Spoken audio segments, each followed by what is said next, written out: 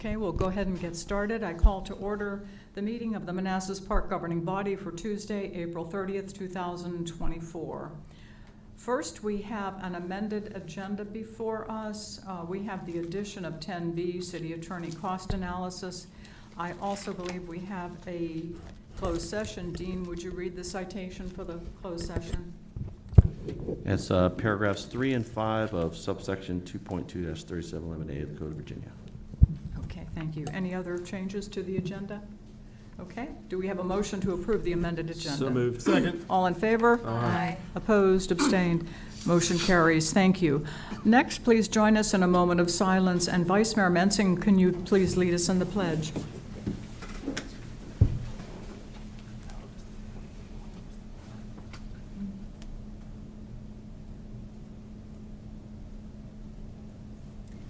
I pledge allegiance to the flag of the United States of America and to the republic for which it stands, one nation, under God, indivisible, with liberty and justice for all. Okay. Okay. Is there anyone who would like to make public comment? Okay. Seeing no one and hearing no one, we will move on. No recognitions, no presentations, no consent agenda. Moving on to unfinished business, we have budget work session and city attorney cost analysis. Mayor, I think Keith wanted me to go first. Yes, that's Okay. fine. That's whatever you two decide. Okay, so the handout is just for a little bit later. I just wanted to have it up there. The main discussion was tonight. I believe the mayor, either the last meeting or the meeting before, asked for a discussion about a deputy city attorney position and what it would cost and what my recommendations are. Can you move the mic closer to your mouth? Oh, I'm sorry. Thank I you. didn't know if it was echoing or not. It sounds real loud over here. Okay, so we have a slide, and basically the position of associate or assistant city attorney, which we had in the budget, was at a salary of $130,000. Taxes and benefits associated with that are about $40,000. So the total cost for that position is $170,000. There's a couple of options that we can do if we take that money from this budget, roll it over into the next 2 fiscal years. So basically half of that, $85,000 per year, and apply it to that $170,000. That gives us roughly $250,000 and change for each of the next 2 years. Subject to whatever the cost of living allowance would be. So that was kind of the number that I was using. That's more than enough to get a deputy. Now, the concern I have with getting a deputy right now is that I have about 1.5 lawyers worth of work to do. So I'm afraid that after about 6 months, the deputy might get bored because there might not be enough work. I don't think there's 2 people worth of work. There's one associate, like a new attorney, because that would be about half of a seasoned lawyer. But the deputy would have to be a seasoned lawyer, and I'm afraid that that person might get a little bit bored. So what I'm recommending instead is take that money and put it in a line item as additional legal services, get a law firm that does local government work and have them kind of on retainer to do any kind of overflow work. So when I get really, really busy with these contracts, maybe throw some contracts over to them. There is no way we're going to spend $250,000 on that every year, I guarantee you. So that frees up some money. My recommendation would be to put that money into a line item for potential litigation. We don't get sued very often. We haven't for the time I've been an attorney, but if it ever did come up, you'd run through money rather quickly. Okay, so it's something to think about. It's not a big concern right now, but because of that, and one of the things that Mr. Carrera mentioned in one of the emails, he asked me if there's money that would be available for the budget, and the answer is yes. So I'm thinking that if we just take the $170 a year and don't even worry about this year, just roll this year's back in or put it as a line item for potential litigation. But if we're just taking the $170 that is rolling over from one year to the next, take $75,000, which I think was the number someone asked me about, that $75,000 would leave $95,000 plus whatever the COLA is. I think that's sufficient for the additional legal work we might need. I don't think we're going to even use that much, but that would be, in my mind, that would be a great idea because, and the reason I gave you guys this handout here is I'm very concerned about the point where I'm retired because I need to have a succession plan, and there aren't a lot of lawyers that do what local government attorneys do, where we do everything. A lot of the younger attorneys are specializing. So a lot of the big offices like Fairfax, Prince William, Alexandria, Arlington, where we used to, be able to go there and pick a young attorney, had a broad breadth of experience. That's not the case anymore. They're specializing. So I'm very concerned about being able to get someone who's going to have the broad experience in the various aspects of the law. You might get lucky, but I'm thinking if you look at the costs here, you're going to be paying a lot of money for that person. Some of the ones that are a little bit less, like the two that are most recent are Falls Church. She was hired last year. That's a pretty significant bump up from the average. So the Manassas city attorney's been there for a while, so his is probably just a step up, just like COLA, like mine. The Falls Church is the most recent one in the inner suburbs, or the what I consider our competitors. You have Dumfries at $180,000, but that position not too long ago was kind of a part-time position. The attorneys there generally represented Quantico, Dumfries, and other smaller jurisdictions, Haymarket. There was one firm doing all that. So it's just recent that they've gotten a full-time city or town attorney down there. So I'm not really sure that we can take that number as something that we could expect.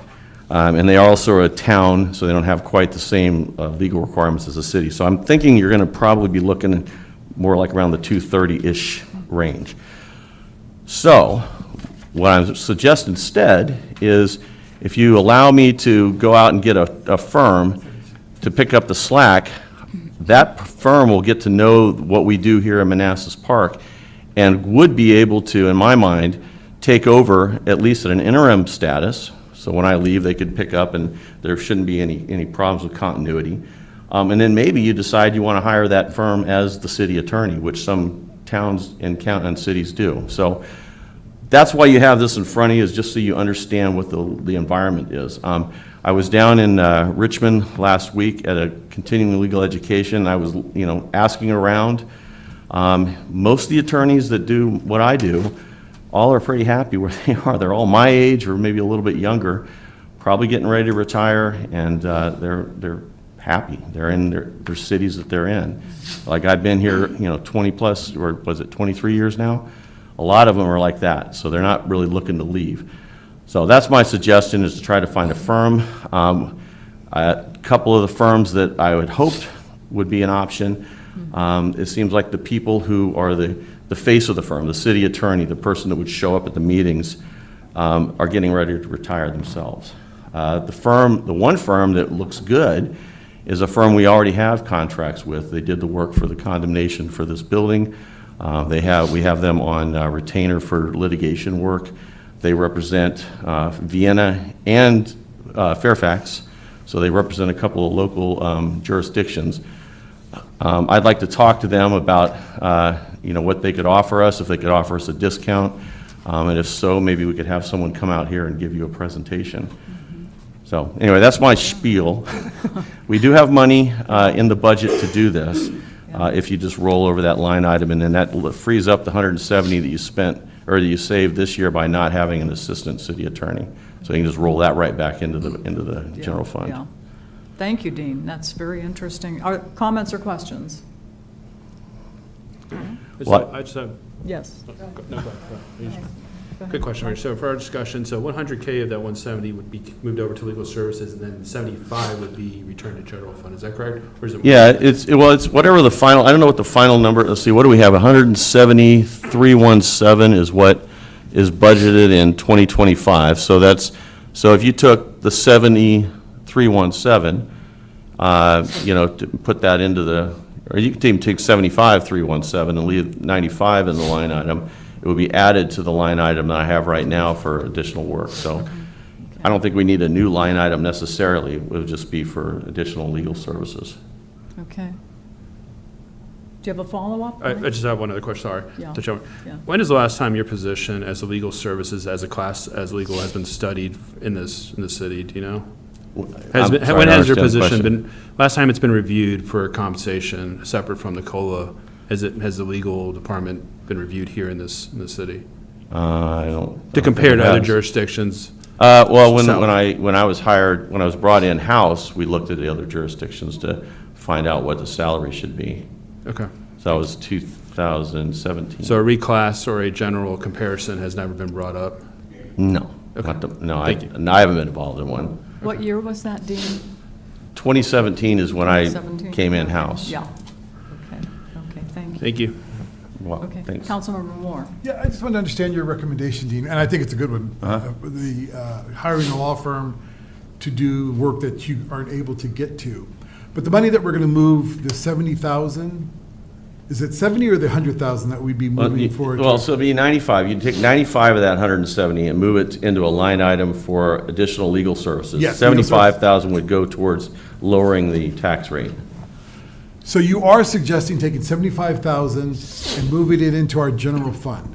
Right. Never to be moved back to the... Well, I had this conversation with Keith, because the only concern that's I a good- have is yeah. that what happens if you guys decide you want a city attorney Right. and a deputy? Absolutely. You need the money. So he told me that it's just a one-year shift, and the next year, the next fiscal year, they're not taking that money. Yeah. So I'll let him explain. I can comment on that. So Yeah. there is a line for legal services, that's about 70,000 right now. We're gonna add the 90 in saving from the deputy that we don't use, so that's about 160.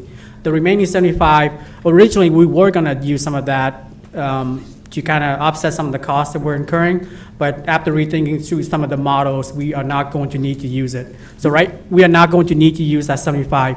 So it can stay in Dean's salary, just in case we need to use it for a deputy city attorney in the future. If we don't use it, we'll roll it over to 26. Okay, So we don't need it in 25? Not with the models that's currently proposed. Okay. okay. So I And- keep and the it'll full- roll over then into FY '26? Correct. back into- Yep. Good. Yeah. I'm in favor of that. Keith, did you say you do or do not need the I- 75 this year? The models that I'm showing tonight, we will not need to use it. Huh? Okay, well, I'm Take your glad money, it's. Dean, take your money. Yeah. Put it all in there for contingency purposes. Yeah, okay. Because if it went into the general fund this year but not next year, then that's not a recurring benefit. Right. Right. Okay. I mean, generally, we like to leave salary lines alone Yeah, and just kind of carry over year over Okay. year. So okay. we try not to touch it. Do you have a follow-up? No. Okay. Excellent follow-up. Councilman Hampton? So I don't know much how law firms work. I just know how contracting firms work, where you have a more senior person, and then you have junior people that do the work, some of the work with the more senior people overseeing them. Is that the same situation with a law firm? Yeah, so what would happen is that, let's say that the law, you guys decided to keep the law firm after I decided to retire, okay? Now you have a person. That person would be, a partner, okay? Someone who can think on his or her feet in a meeting like this and could represent the city as the city attorney. A lot of the basic work will be done by associates overseen by partners. The rates are less for the associates, as you indicated. Right. So the overall cost, and obviously I would oversee this, so they wouldn't get any work unless I felt it was necessary. It's much like we do for, like right now, I do all the personnel matters, any kind of employment related issues. If that was to ever get so complex that I didn't feel like I could properly represent the city, we'd have to go outside counsel.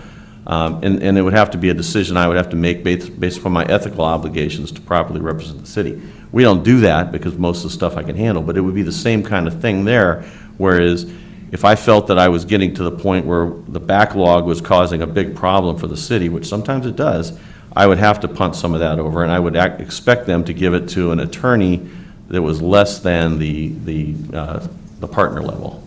Okay, thank you. You're welcome. Follow-up? Yeah. Any other comments or questions? Councilmember Javed, have you had time to look it over? Yeah, I'm good. Okay. Be can sure I- to put your microphone down.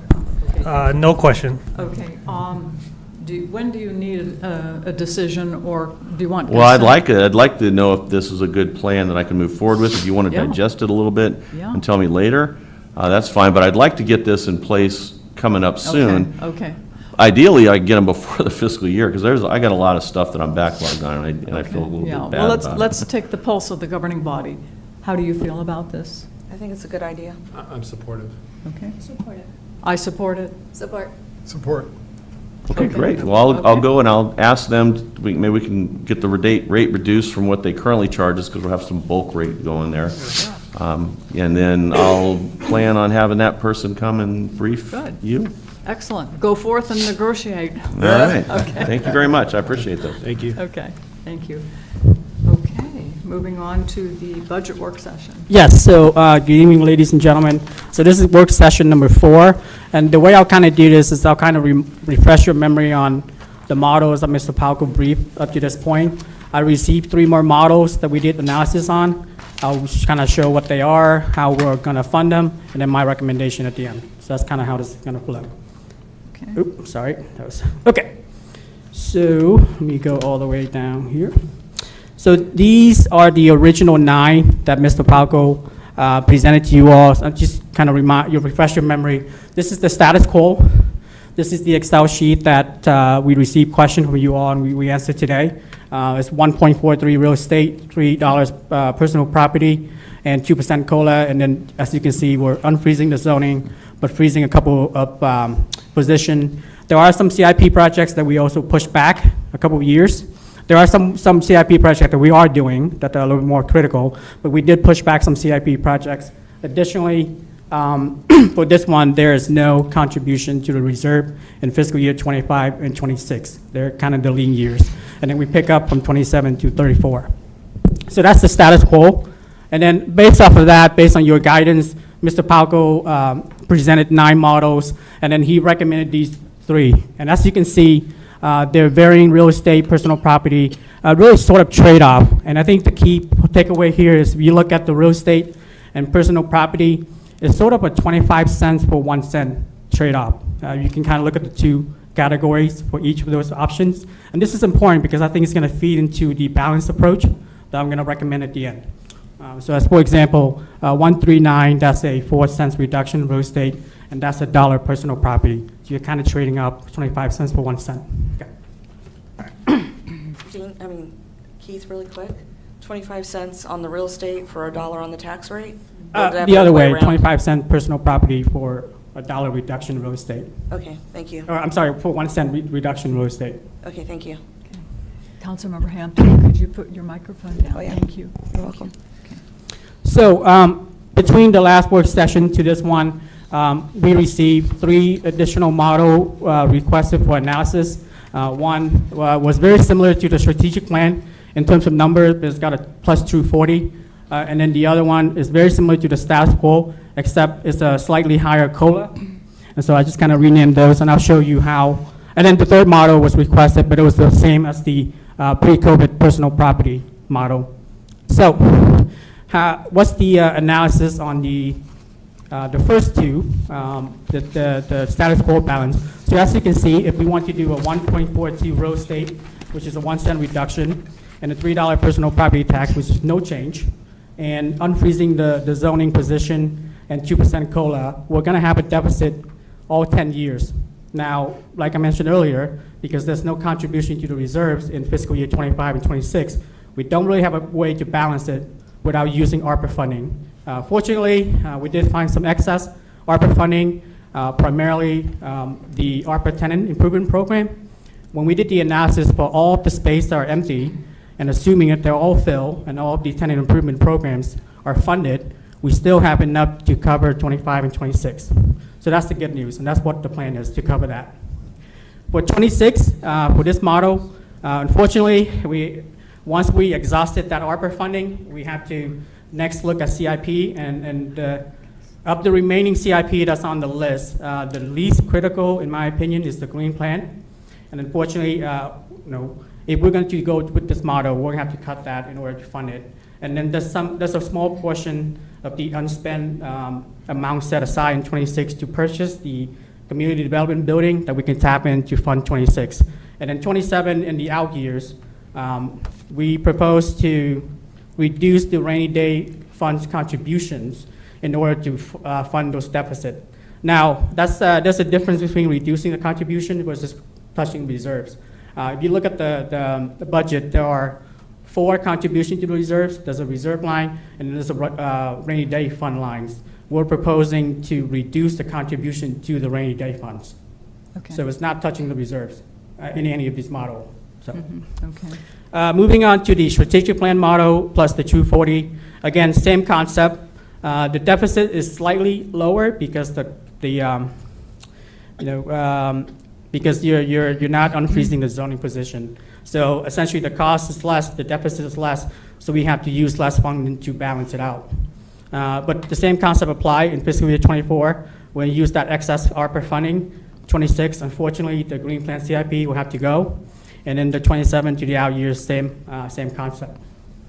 So based on essentially all of the combinations of real estate, personal property, COLA, my recommendation, which is a balanced approach with all aspects. Remember, I mentioned 1 cent real estate is equate to about 25 cent personal property, and that's kind of what you see here. We're kind of offsetting that by proposing this model. You still get the 1 cent reduction in real estate. I know we have the highest real estate rates in the region. We don't have the tax base, unfortunately, but we're one of only 3 jurisdictions that's going to reduce the real estate. So I think that's a little bit of good news there. Personal property, even though we're proposing to increase by 25 cents, the next highest is 360, and that's in Manassas, so we're still 35 cents below them. Okay. And they have a much stronger tax base than we do. And that will allow us to use 3% COLA to staff. Just a point on COLA, that's a comparative COLA rate. Unfortunately, we can't compete with the other jurisdiction. Most of them have 2 programs. They have STEP program and then COLA. So effectively, their rates are a little higher. But I think 3% is comparative to keep our staff. It's a little bit under inflation still, but I think it's comparative, and we should be able to retain a lot of staff that way. Okay. Okay. And then we get to unfreeze the zoning position. Now, initially, I did think that, if we hired the zoning inspector, he or she's gonna be busy for about 6 months with the short-term rental, and then it's gonna dwindle up. But after looking at it and after consulting with Calvin, because the city's main efforts is economic development going forward, I think that the work is gonna pick up on that end in terms of zoning. And so let's say he or she does short-term rental. If that program kind of winds down, there'll be plenty of work at that point from a zoning perspective. Okay. Okay. Well, Keith, thank you so much for all the work that you did, and Tony, thank you. We know you really burned the midnight hour working on all the questions and all the permutations of this, and we appreciate that. Thank you. I like the recommended, the one in green. I support the 3.25 personal property tax because it's halfway between what it is and what it used to be, and like you said, we're still lower than Manassas.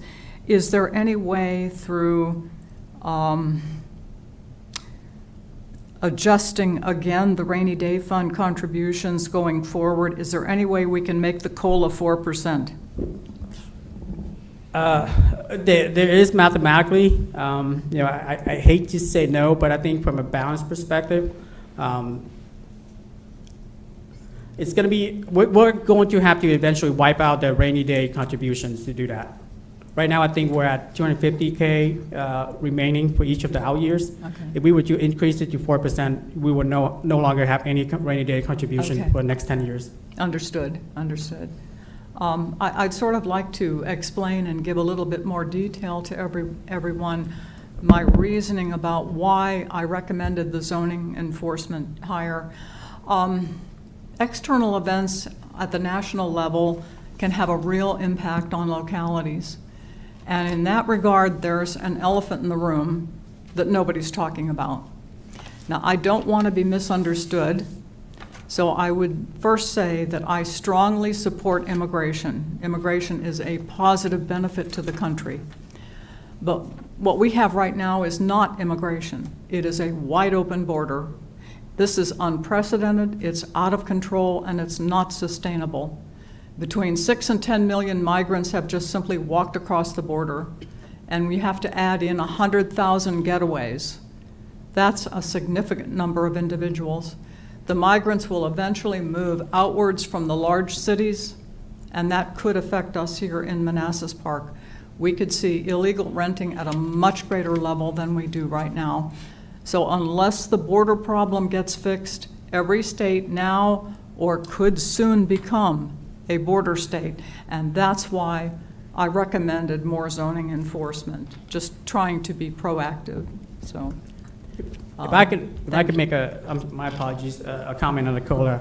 I appreciate the suggestion, but from a management perspective, I would prefer if we find surpluses at the end of the fiscal year, to translate some of those to bonuses. Bonuses, okay. I think that's a Okay. much more palatable way Yeah. than increasing something that's Yeah. permanent. No, I understand, thank you. Okay, comments or questions? Yes, ma'am.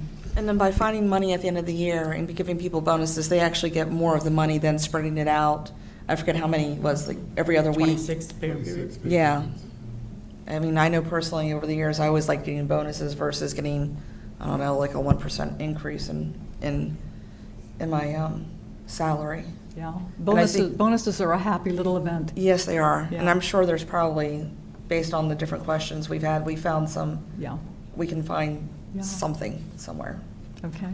Do you, Councilmember Corral? Yeah, thank you, City Manager, for that presentation. I'm willing to compromise here. The only thing I would add is, I would like the True 40 in your model, which doesn't cost anything, so.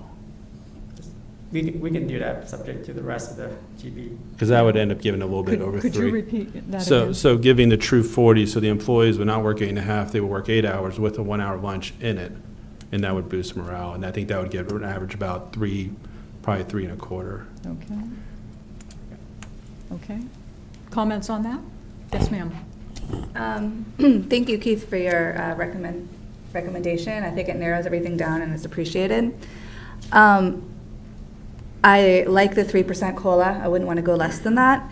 I would like to just put out there that real estate assessments have gone up 40% this past year.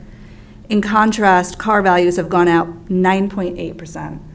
So I would encourage us to consider going back to the 3.5 personal property to reduce the real estate 1 more cent, because we have been hearing it from our residents, they cannot afford to live here anymore, and we've been promising them that we would do what we can, and I think that is a compromise, considering the percentages that they've been increasing.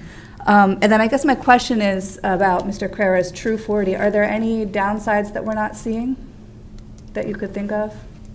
I think the only downside from my vantage point is I have to make clear to staff that anything beyond 40 is not overtime. Because Okay. we do have a lot of staff that unfortunately works above the 40 hours. So I Gotcha. make that, I just want to manage expectations if we do implement that. Okay, but you don't foresee any reductions in hours of City Hall or anything? Okay, great, Okay, thanks. okay. Excellent, Keith. I really appreciate the green box that we have before us to choose from, the city manager's recommendation. I agree with the vice mayor. I would like to see what she has suggested happen. I think her analysis is correct when you look at the assessments and what's happened.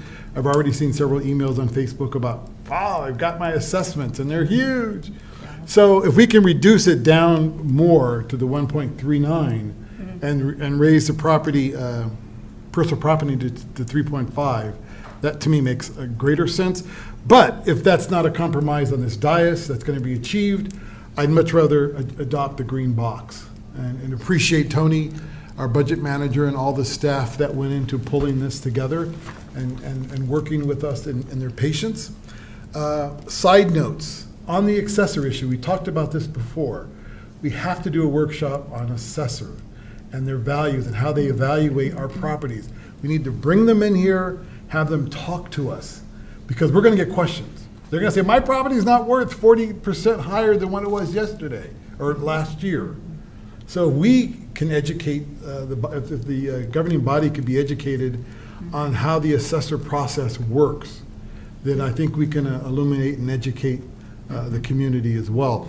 The other part, the True 40, to me, it's not really a budget issue, as it's been pointed out several times, and I appreciate Councilmember Michael for bringing that forward, but we need to uncouple it. We need to study it. We need to ask our staff if this is something they want.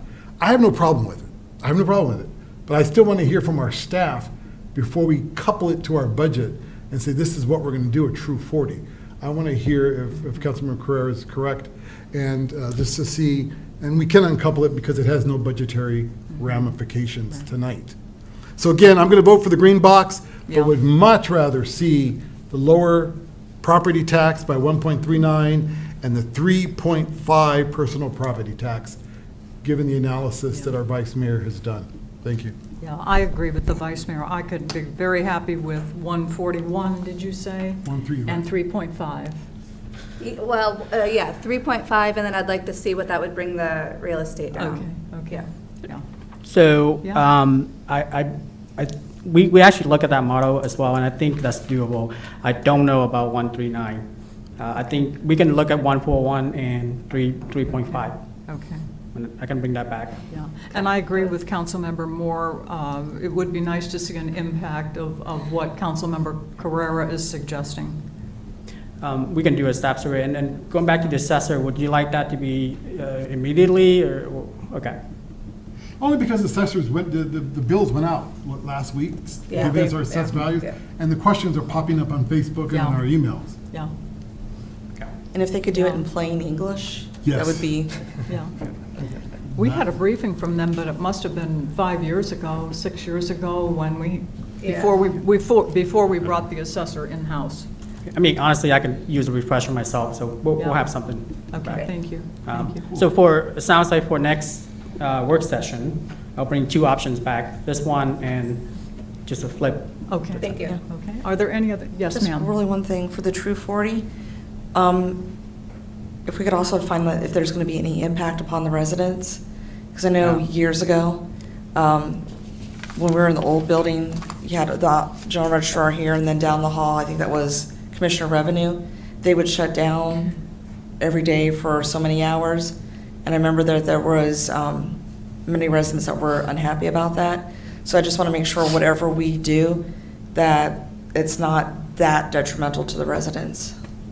That makes sense. We'll include that as part of our Yeah. analysis. On that note, so at some point, when we go live with the first module of the ERP, those staff are going to have to take a couple of days off to train on the new system. So we'll make sure the word gets out and public, the public's aware, but just want to plug in since you mentioned that. Okay, thank you. Okay. Follow up? No? Do you have any questions, Councilmember Amaya? Okay. Yes, go ahead. The personal property tax was at 350 how long ago? Like 2 years ago, I think? 23, yeah. 523. And what was before that? So it's 350 before reduced. So everything we strive for the last 2 years, reducing that tax, I just feel like now we're going back to square one by increasing it back to the same level that it was 2 years ago. Can you speak directly? So I'm just saying that 350 2-3 years ago was a personal property tax, and we reduced it. We worked that hard to reduce that tax for our residents, and now we're going to undo all that to bring it back to where it was 2-3 years ago. Well, we reduced it because of COVID. We reduced it to give them a temporary break because of COVID. Right, which is fine too, but Yeah. we should continue to give the break to our residents. It doesn't make sense to increase the tax back to whatever levels it was. My I guess, opinion is that, or budget is, like I said, I don't want to see any increase in any type of tax, personal property tax. So, and the follow-up question would be, with these positions, the zoning position, like you said, I mean, it's going to tackle the short-term rental. Is there nobody in the staff that currently can do that right now? I'll let Calvin answer that, but Mickey and Denora and Diane are both maxed out. Mickey, obviously, with some of the development projects that's going on, and then Diane and Denora, as you all know, are very busy with code enforcement just year-round. Our cases have gone up, I think, like 150%. So they're pretty maxed out, Yeah. Which cases? like code enforcement cases. Oh, yeah. No, that's fine. The only question is that the short-term rental is not the only issue in our city with, when it comes to rentals, is long-term rentals too, right? I mean, if you're seeing the same car parked in the driveway, I'm assuming that's a long-term rental issue, not a short-term rental issue. So this whole thing tackling the short-term rental, I don't have any reason for that, but the zone, if we hire the zoning person, you're still gonna have the issue for the rentals, because the issue is with the long-term rentals. You can attack the Airbnbs, the Verbos, and whatever the other, Craigslist, but at the end of the day, residents still gonna complain about excessive parking, excessive cars, overcrowding in the houses because of the long-term rentals. So spending money on a zoning enforcer that doesn't tackle the actual issue and then increasing the taxes doesn't make sense to me. Well, I think that the point was it was all illegal renting, right? Whether it's short-term or long-term, because the more people you put in a house, you're going to have more cars, you're going to have more garbage, you're going to have more impact on infrastructure. I mean, it just stands to reason. Right, well, I mean, it's not illegal to have a long-term rental. So at that point, you would need. You must register with the city. Calvin, can you explain the process? So when we first began the discussion of additional enforcement personnel for rental inspections in general, rental program in general, it was short-term and long-term. There was discussion of expanding the rental inspection district to include the houses, the original houses in Bloom's Crossing, because they were now beyond a certain threshold of age, developed under an older code model and code year. So it made sense to expand the rental inspection district that currently only applies essentially to the townhouses in the center of town and the single-family homes in the west end of town. In that, there was a recommendation not just to hire a zoning personnel, but also a building inspector, because the major portion of rental inspections on long-term rentals is enforcement of the property maintenance code. Right, so if you can pause right there. Now, the building inspector will be more beneficial for enforcing these rentals than a zoning enforcer. True or false? So, well, we're the only jurisdiction I know of that puts this many hats on different people. I'm sure we have people, I'm sure there are jurisdictions similar to us in Southwest Virginia. But as far as north of Richmond and north, even out towards Hampton and Virginia Beach, you're not gonna find jurisdictions where people wear this many hats. To have sort of that blended specialty, so you are talking about a zoning violation. A violation of the rental inspection program is a zoning violation. Even if you have a building mind with a property maintenance certification to go out there and inspect them for property maintenance code, the violation needs to initiate with a zoning enforcement person. Then that building-minded person with the property maintenance certification can go out and inspect for violations of the property maintenance code, assign an occupant load, and approve an outgoing certificate. But then again, the follow-up has to be done by administrative staff or zoning staff. Are you going to find someone that's both zoning and building? I doubt it. I mean, we can't even really find anybody that's building right now. Right. So to be effective in enforcing the rentals, you would need both a zoning and a building. For the long term, yes. But yet we're only unfreezing the zoning and freezing the building. So it's not going to be effective to do anything. But you're still going to be able to enforce the zoning portion of it. You're not allowed to Right, the run- zoning portion, Yeah, right. you're not allowed to operate a rental without permission of the city. Now, how we handle the property maintenance portion, I certainly can't put that all on Rick. He's the only inspector and plan reviewer in the city. Again, we wear a lot of hats. You've got one individual conducting all of the inspections and performing all the plan review. I share commercial plan review load with him. But to try to put property maintenance load on him, that's not gonna work out. He already assists Denora and Diane when they have property maintenance cases. He goes out with them. To throw a rental inspection program's not gonna work. But from a zoning standpoint, at least you could enforce the cases. You could go out and do what we were talking about, which is actively finding the illegal rentals and addressing them. Will you be efficient in getting a property maintenance inspection on your long-term rentals and turning over certificates quickly? Probably not, no. I just have to say we're short-staffed. I mean, Would they be turned over, but just not as quickly? the goal would have to shift to me to getting other people certified in property maintenance. Okay. And the biggest concern I've always had with that is that when a guy like me who has tons of certifications and has a background in contracting goes to get a property maintenance certification, I know a lot about construction already. I've built houses, I've built garages, I've built decks. Rick has been looking at those things for 30-some years. You know, we already know the building code, so when we talk to people about corrections and we're looking at things and wondering if they're right or not, we don't spend a lot of time wondering.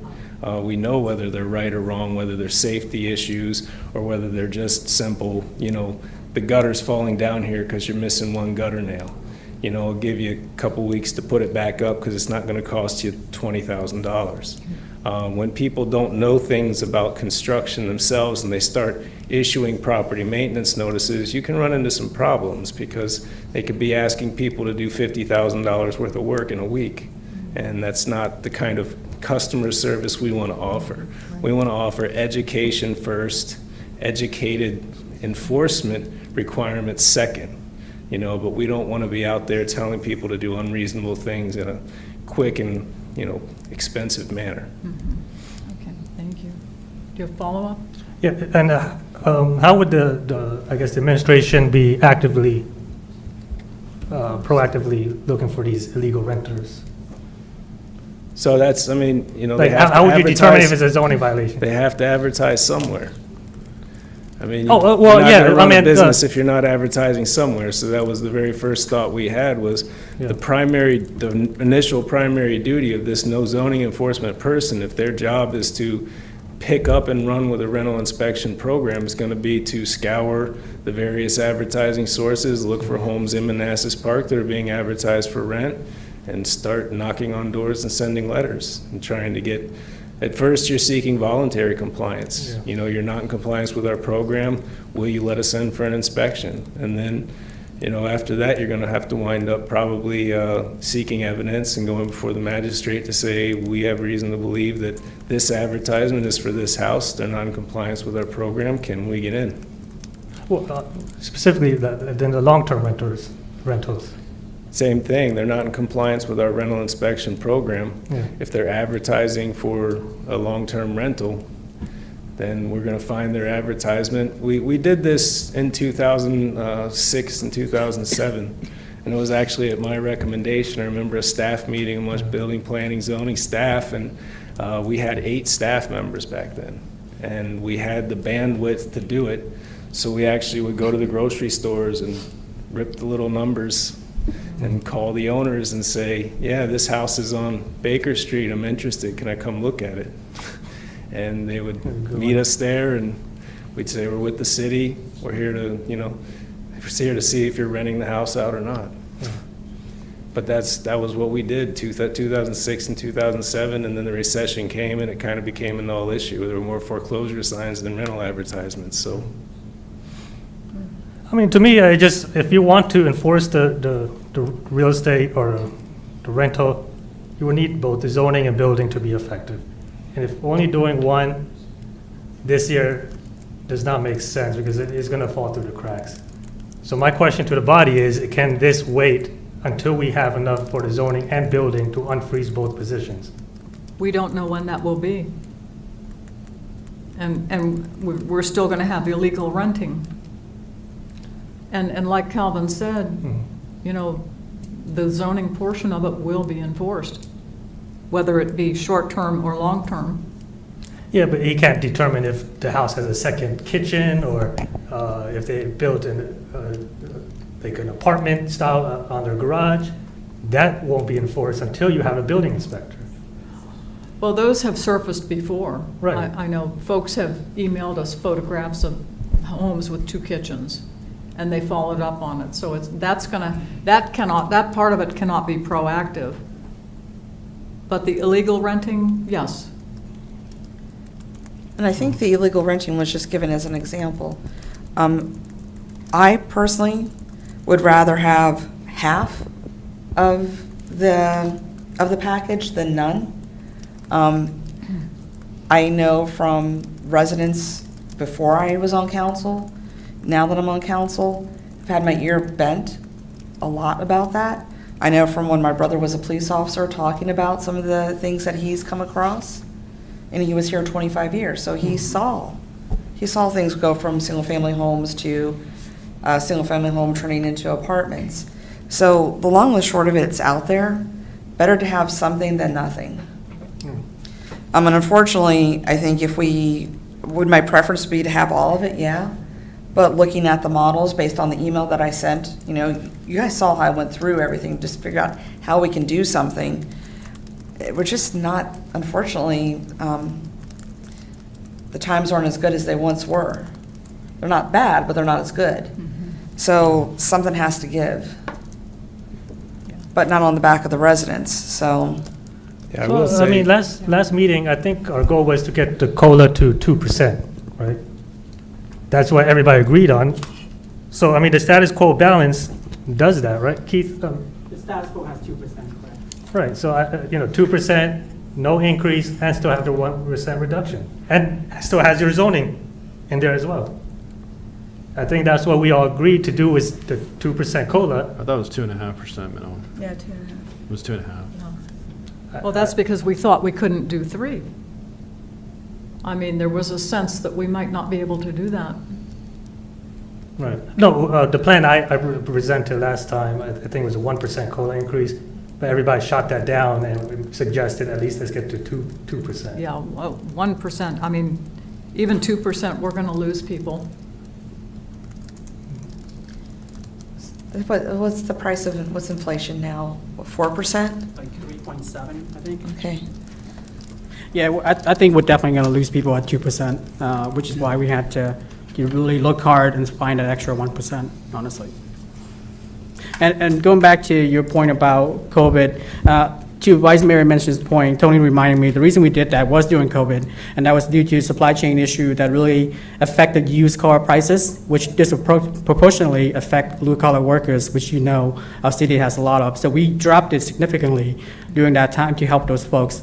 I think it's an artificially low drop, so I think by increasing it, we're still the lowest of all. And then Tony did remind me that if we were to go up to 3.5, I think we may be able to do a reduction on real estate, and because of the assessment, I think it might be a net positive to the resident.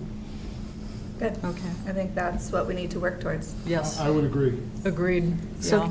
Can you say that again? Councilmember Amaya, did you have a question? I did, but it was answered. Okay. Can you say that again?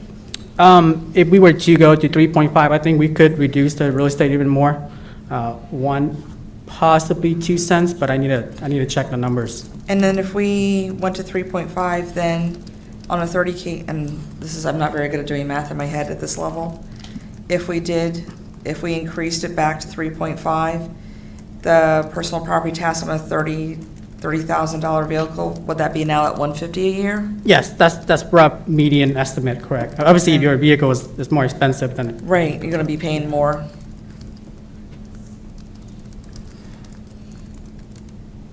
Yeah, I don't know, I gotta think it over. Yeah, I mean, we're still a blue-collar city. That has not changed. Right?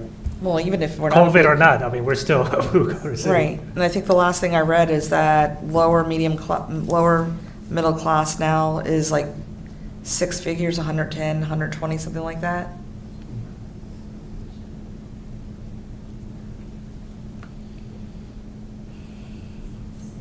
Do you have a follow-up? No, Okay. I just need to think things through. Okay, do you have any questions? Councilmember Moore? No, thank you. Councilmember Javed? No. Yeah, okay. okay, so next time I'll bring back this green box option along with 2 other, negative or minus 1 more cent real estate and possibly -2, and we'll see what the options are. Okay. Um, Just a question on the deficit part. So if we do your recommendation, the deficit for 10 years, you said you were not going to, you're going to shift the ARPA funding? For 25, 26, correct, because in the Yeah. current base model, we just don't have the ability to contribute to the rainy day funds. And you will still be deficit after shifting? Oh, yeah, for all of these models you see here, every year has a deficit. So why- But we'll be I able to thought that balance was, it by I thought reducing- We're not going to do a deficit recommendation. No, by increasing the personal property by 25 cents, you Oh. might be able to offset that 1 cent additional reduction in real estate. Hmm. It's very close. But we may not even have the 10-cent deficit, we have, or the 10-year deficit, because we have other residential coming in, that taxes Right, come right. up. So Yeah, and- it can vary. Correct, yep. Yeah, and we're doing this, to your point, by buying time until additional revenue comes in. And I know that typically we underestimate revenue as we use conservative estimate to be safe, so to your point, yes. Thank you. A quick question, more for my knowledge. What happens if we do continue to run a deficit for 10 years?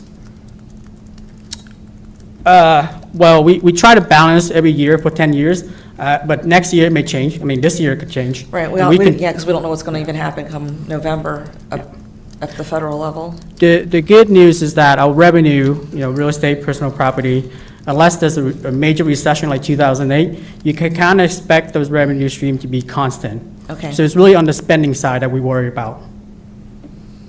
And to some degree, we have no control of that, like the inflation and, okay, thank you.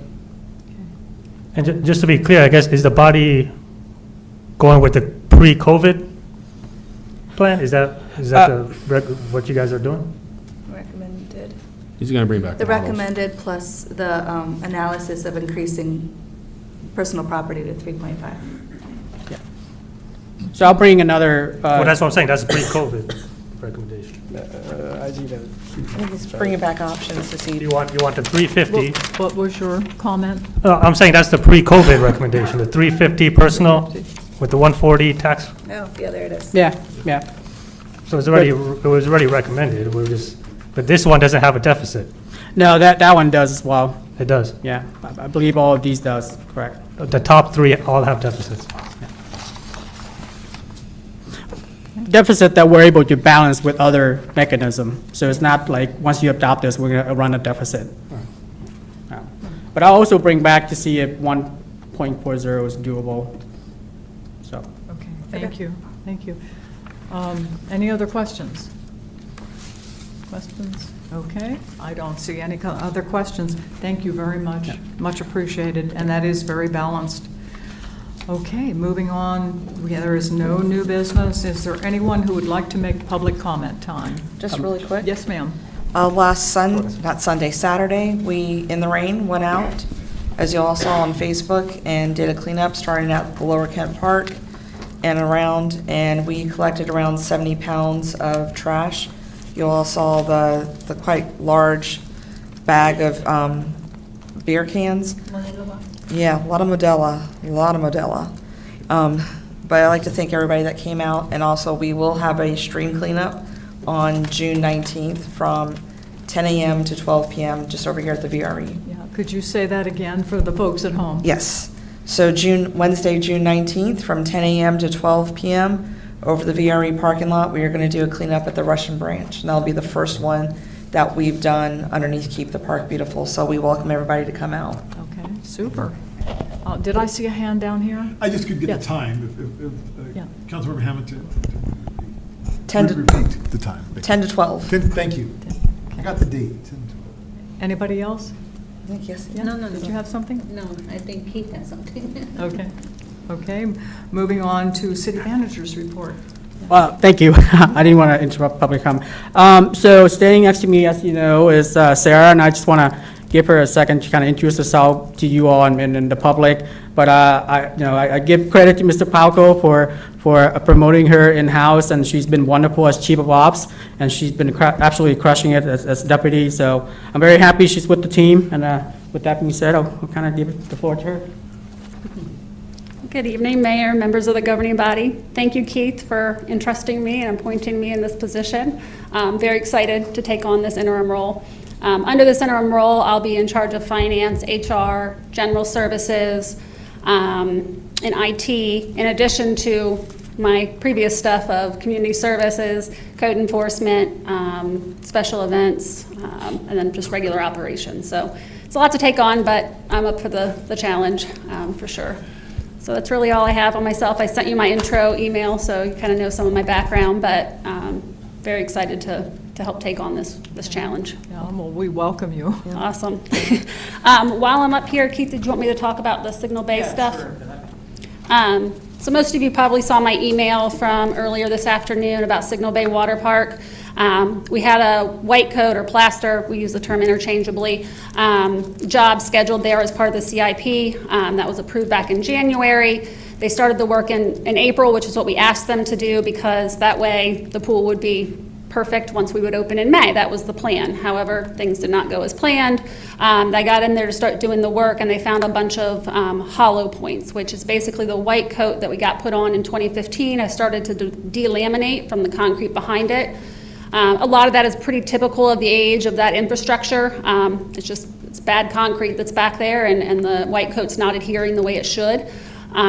So in order to rectify that issue, they need to pull off all the delaminated white coat and put a fresh bond coat and fresh white coat on top. They initially came with a $250,000 kind of price, and we shook our heads and said, that ain't happening. They're now came back with $115,000. We're trying to get them under $100,000. Just, for our budgeting reasons. We already have about $100,000 in leftover CIP money from some other projects that came in under budget, so it's not really going to have a budgetary impact. However, the chances of us opening on Memorial Day weekend are pretty slim. I think if we go with the contractor that we're already under contract with, for the white coat, I think he may, surprise us and get it done maybe even before middle of June. But I think if we went with a separate contractor to address the hollow and the delamination, it just, then that contractor that has to come back in and do the white coat is going to have no incentive to finish the job in a timely manner. We will have, somewhat disenfranchised him by saying, nope, we're not using you for this job. So that's why our recommendation is to go with the company that we already have there doing the work. And again, like I said, I'm hoping he'll be able to get it done sooner, but he's telling us, mid-June. Okay. Any questions, comments? Just the hollow point, is that just like the concrete has been kind of pulled off? Or? Yeah, you can hear it if you walk around and you knock on the white coat in the lazy river. It sounds different. Some of it has already started to crumble off. When they're going around and prepping the surface for the white coat, they have to chip around the blue tile that goes around. And as they were doing that, sections were falling off. Same with the blue water line tile. In a perfect world, the blue water line tile should last 10 years. Now we're at 9, so we're cutting it close. But he thinks that again is just due to the age of the concrete behind the white coat. Technology and products have changed some in the 9 years since we got the water line tile. So I'm hoping that this next round of water line tile will last longer, but we'll see. Okay. Thank you. I have a quick question. Thank you for that. I read your email, and I appreciate all the work you've done, and I would prefer it be done correctly than have them say mid-June, even if it's later in June. The other question I just have is, I know you start hiring for planning for that. What happens to that staff, the temp staff that comes in? Do they just get delayed about a month? Yeah, and most of them, we'll find work for them Okay. in the indoor pool. It's always a push at the start of the season to get enough people in and ready to work. And then it's usually, they want to work some in June, maybe a little in July, and then they remember don't that. necessarily And they want to don't work show come up. August. But, so this may entice them to work longer on the back end, but I don't, it allows us more time to train them, to be honest. So I don't think we're going to lose a great deal of staff. Plus, when we open on Memorial Day weekend, we're only open for weekends until Manassas Park Schools lets out. So they're really only missing out on maybe 6 days of work, which really, doesn't affect most of them. Thank you. Comments or questions? Yeah, Yes. first, sir, thank you for your explanation. When do we anticipate that the job will be done and we'll be able to open?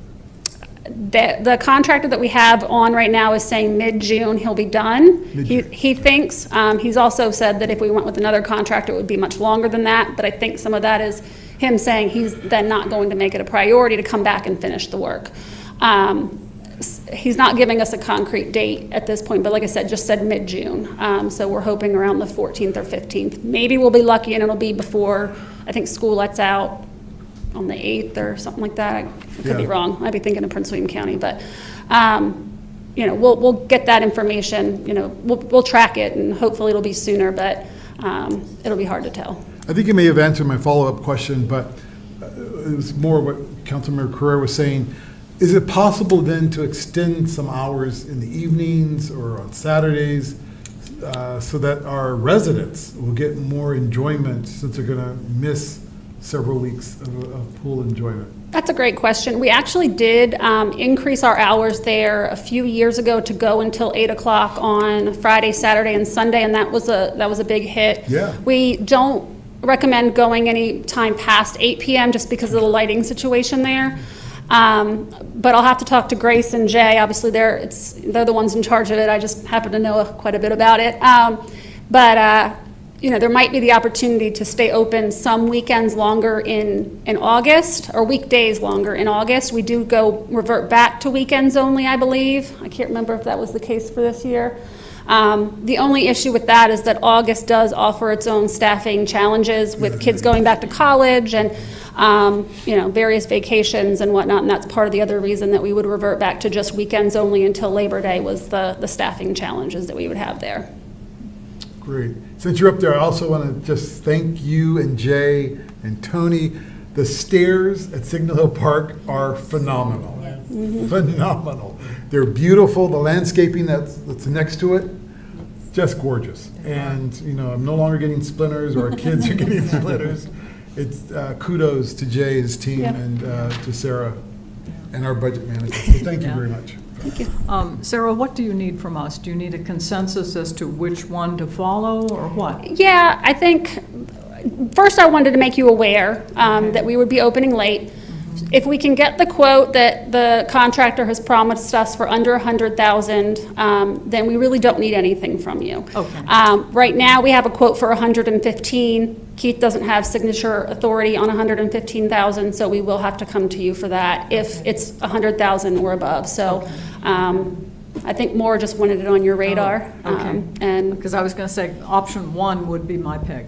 well, and if he does come back and say, I can only get it at 100,000 plus, we will want to turn around on that pretty quickly to get a signature. So if we want to, if that needs to go to a vote tonight, then that would be preferred, just because we don't want to waste any additional time at this Yeah, point. of course, of course. Any other follow-up questions? Really quick. No, I'd just be happy to vote on that tonight so that she can get started. Yeah. Just really one quick question. Yes, ma'am. So, and this is kind of a spinoff of Councilmember Moore's. I know some of the private pools open past Labor Day because we still kind of warm. Is that an option as well? To his point, to give the residents, we could do it like on the weekends, to give the residents extra time in the water? I would have to see what Jay and Grace would think of that. I can tell you from my previous years running the water park that it was a challenge at times to even get kids to work the dog swim that we used to have over there, which was always the weekend after Labor Day. So, and September is the most challenging time staff-wise. So Yeah, because everybody, I remember when we're going back years, when I worked at the pool, we had it outside, like beginning of August, mid-November, it was just us high school students and the teachers, because the college kids went back. yeah, it gets difficult. You know, I'm sure it's something that they could explore, but I wouldn't encourage them to commit to it yet, just because you don't know what the staffing is like I was just curious. in August and September. I mean, you can hire 150 kids, and by the end of the summer, you still only have 25 that really can work for you. Okay, I was just curious. Mm-hmm. Thank It's you. a great idea, though. Okay, thank you. Vice Mayor Mensing, did you intend to, was it a suggestion to vote on the 115 this evening? Yeah, or whatever Dean thinks is appropriate so that they can move forward with opening the pool as soon as Okay, possible. okay. Dean, What's the question? I'm sorry. whatever you think is appropriate to do this evening, Vice Mayor Mensing suggested that we vote on the 115 so that if something should happen, they can just keep on moving forward. Oh, yeah, so you can approve it up to 115 tonight, authorize the city Okay. manager to sign. Can you create a motion for us? So this would, the motion would be to authorize the city manager to approve and sign an agreement with, High Sierra Pools, for, $115,000. to, Remove the delaminated white coat and install blue water line tile. okay, as presented, subject to final city attorney review. Okay. Second. Did we get a second? Yes. Okay. All in favor? Aye. Opposed, abstained, motion carries. Thank you. Thank you, Dean. Thank you. Sarah. Okay. Dean, could you read us into closed session? Yes.